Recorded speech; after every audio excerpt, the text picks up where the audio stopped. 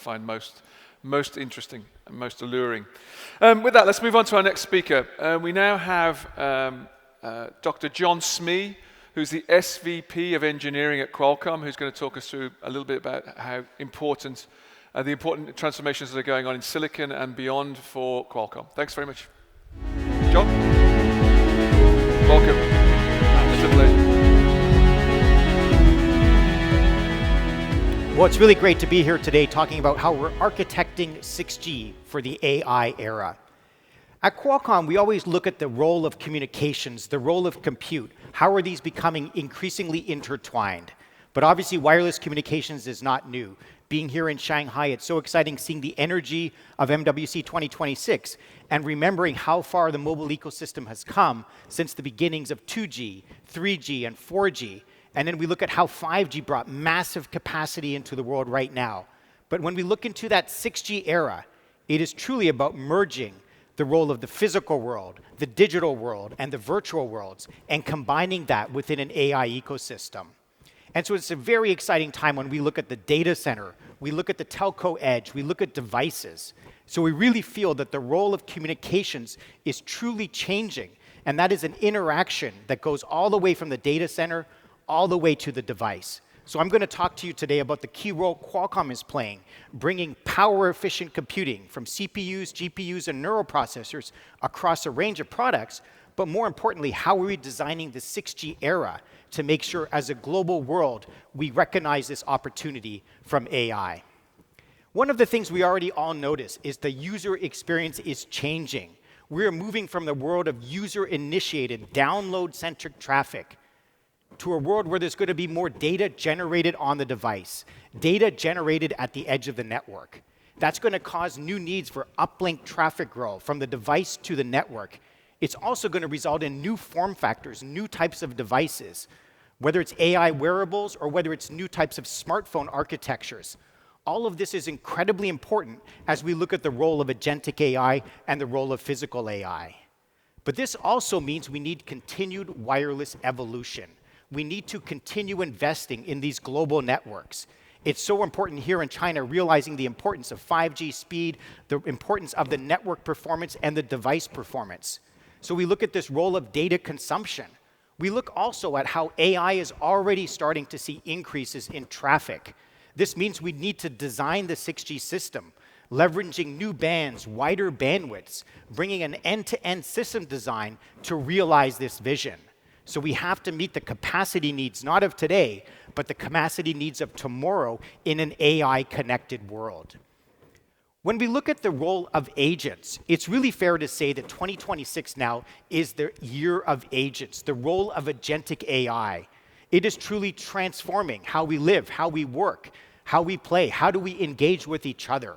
So these AI agents are truly transformative because they're empowering us to be more productive. They're changing how we engage with the ecosystem. It's also changing how we create value. We move from moving bits around to moving tokens. So in this token-based economy, we need to make sure that we're designing 6G for this future. We need to put the different pieces together for the devices of the future. So this needs a different architecture. We need to design systems that can realize continuous sensing, that can realize the importance of communications, compute, and sensing, and how these come together in the 6G era. An interesting point also is that power-efficient computing is more important than ever. At Qualcomm, we've always focused on power-efficient device battery life. This means how do we design our wireless communication protocols? How do we design efficient neural processors, efficient CPUs, efficient GPUs, and making sure that they're able to result in new use cases and new types of devices? Agentic AI is really putting this into a challenge. What do we do on the devices? What do we do in the network? What do we do in the data center? So at Qualcomm, we are working across this continuum. We're looking at low-power wearables in the milliwatts, all the way up to data centers in the kilowatts, putting together this wide variety, this expanding ecosystem of wireless. It's truly my honor to be here today talking about some of these challenges. What are the different things we're putting together to realize this vision? And then how are we looking at the different elements that are going to be needed to realize this? How are we putting different together the architectures, the use cases, the network designs, and the device designs? So it truly is an exciting one where we're launching new products every day, making sure that we can meet this challenge to make sure the globally connected world is delivering on this AI future for both agentic AI and personal devices, but also in the era of physical AI, the importance of industrial connectivity, the importance of IoT devices that are not only doing communications and compute, but are engaging with new types of sensors. So we are truly working across this continuum.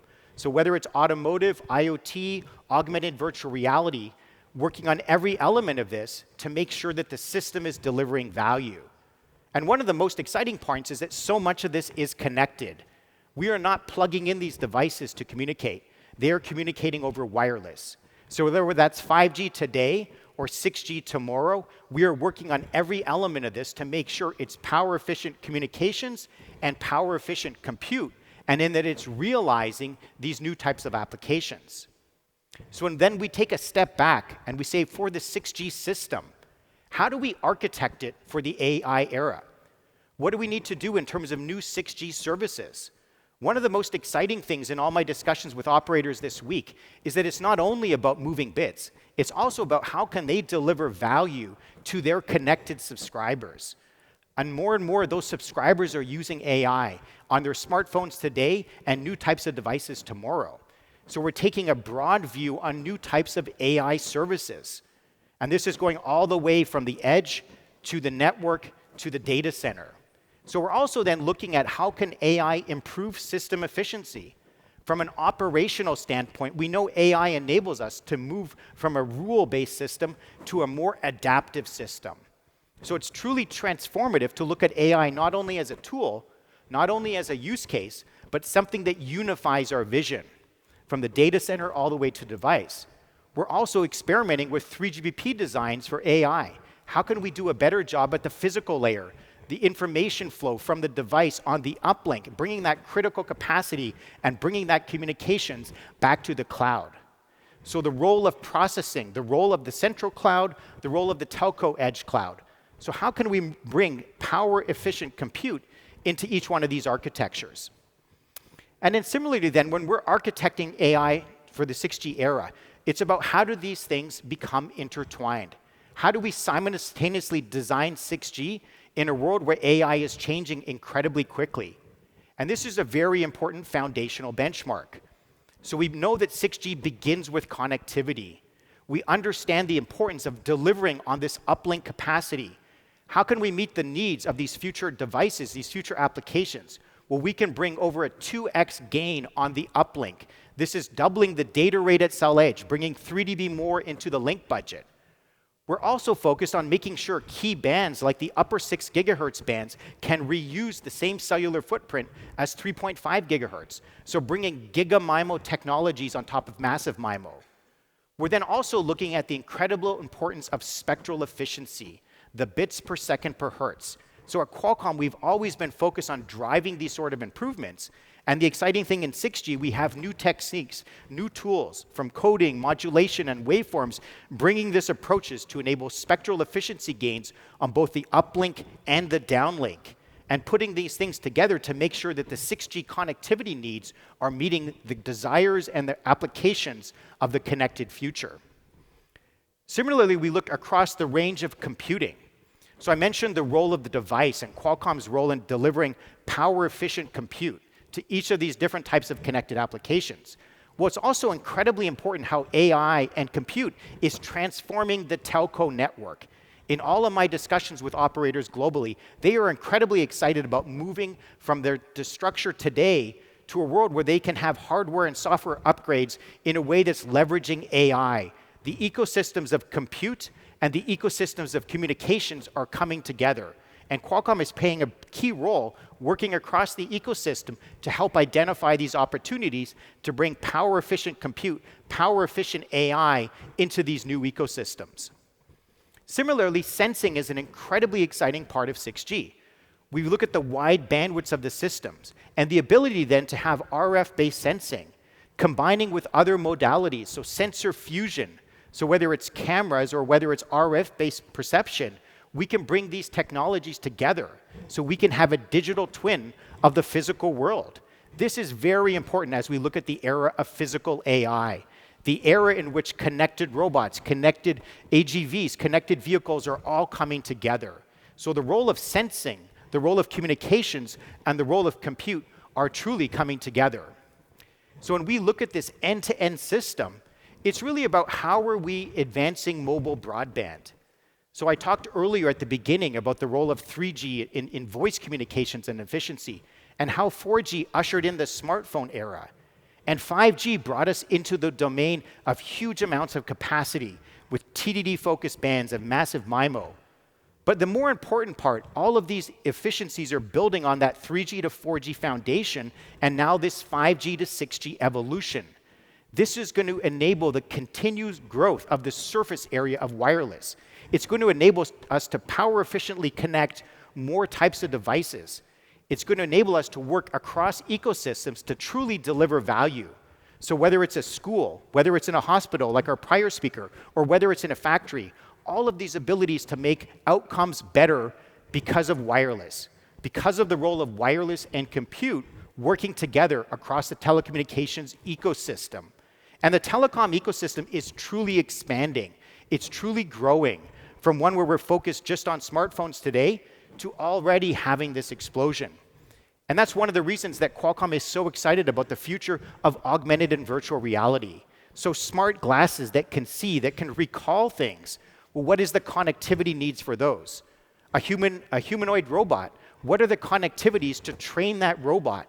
If we look at vision, language, action models, how do we put together that physical AI, not only to have power-efficient compute, but also to deliver the communication needs so these robots can collaborate, so that they can work together.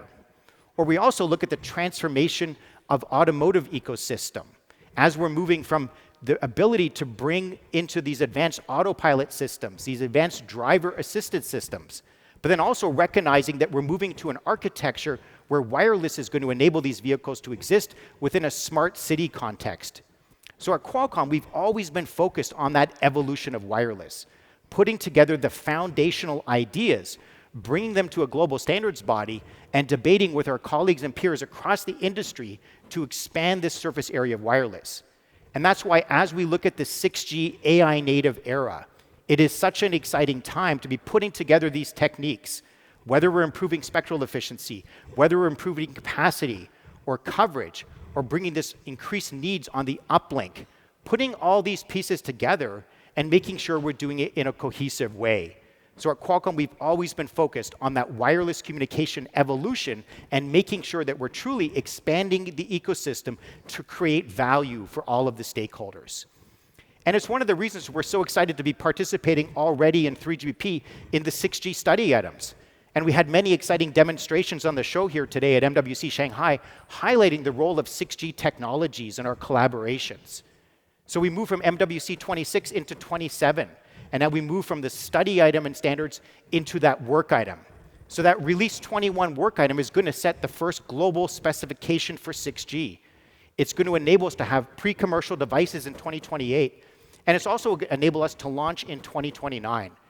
So at Qualcomm, our vision for 6G is not only about designing a more efficient air interface, it's also about all the work we do together as an ecosystem to realize this transformative value, to make sure all the enthusiasm around AI globally is something that's going to transform people's lives. It's going to improve the ability of all of us to access information in a way that's meaningful. And it's going to enable us to do this from the data center to the telco edge, all the way to the device. So it's been truly my pleasure to speak to you all today, and thank you very much.